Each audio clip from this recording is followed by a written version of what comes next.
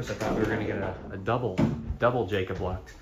We're here at Golf Mill at JC Penney. Unfortunately, the touches don't work today. So we'll ride this exciting piece of junk instead. Actually, it's kind of cool.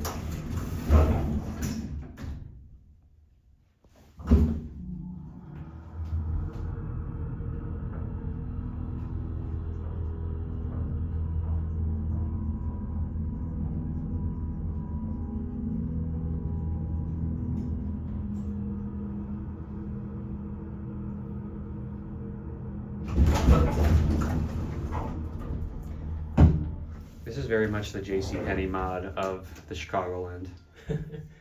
Just some I don't really get Dewhurst. to see these buttons too often. I guess that's true. That'd be an indicator that doesn't work.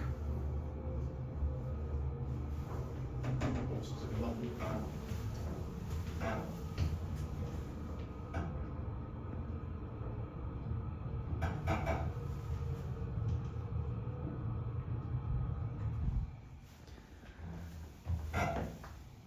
I'm sure that GFCI works very well.